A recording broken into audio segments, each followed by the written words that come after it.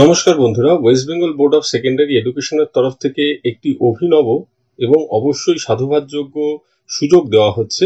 সেটি হচ্ছে কারো যদি অ্যাপয়েন্টমেন্ট লেটার যেটা West Bengal board of secondary education issue করেছে বা ট্রান্সফার অর্ডার হারিয়ে যায়, তাহলে ডুপ্লিকেট বোর্ডের তরফ থেকে দেওয়া হবে। তবে কিছু শর্ত আছে, কিছু টাকা দিতে হবে, ফিস দিতে হবে, সেই সাপেক্ষেই এটা পেতে পারেন।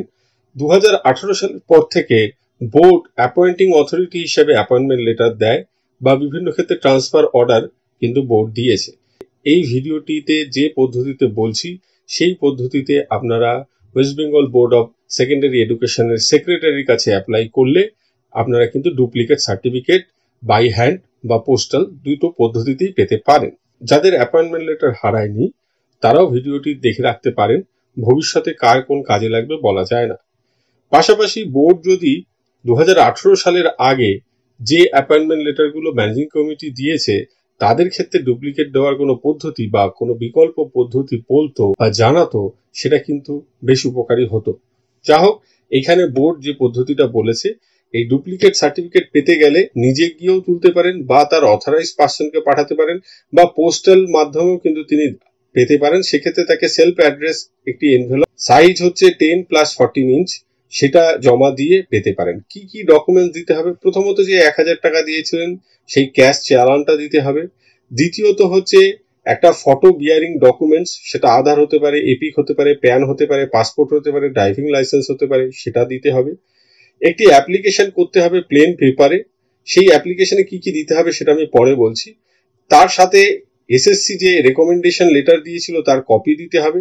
5 নম্বর দিতে হবে যদি ড্যামেজ হয়ে থাকে ড্যামেজ, আর যদি হারিয়ে গিয়ে থাকে তাহলে একটি জেনারেল ডায়েরির কপি, সেটা এই অ্যাপ্লিকেশন যেটা 3 নম্বরে বললাম সেই অ্যাপ্লিকেশনের সাথে জুড়ে দিতে হবে। 6 নম্বরে জয়েনিং লেটারের ফটোকপি দিতে হবে, অ্যাটেস্টেড ফটোকপি, যে আপনি যে স্কুলে জয়েন করেছেন তার জয়েনিং লেটারের অ্যাটেস্টেড ফটোকপি। এই 6টা ডকুমেন্ট আপনাকে দিতে হবে।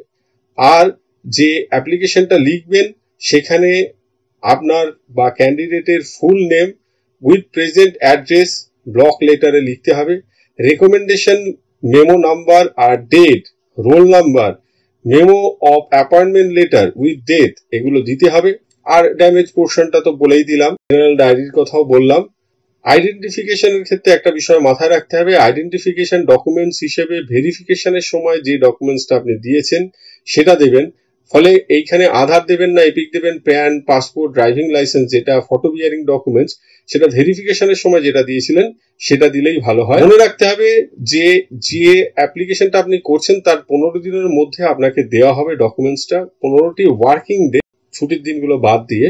যদি কেউ 3 মাসের মধ্যেও না পান তাহলে 3 মাসের মধ্যেই তাকে জানাতে হবে তিনি ডকুমেন্টসটি পাননি যে ডকুমেন্টসের জন্য অ্যাপ্লিকেশন করেছিলেন। 3 মাসের পর কিন্তু এই ধরনের কোনো আবেদন আর গ্রহণ করা হবে না। পোস্টাল ডেলিভারির জন্য আগেই বলেছি এনভেলপ দিয়ে দিতে হবে।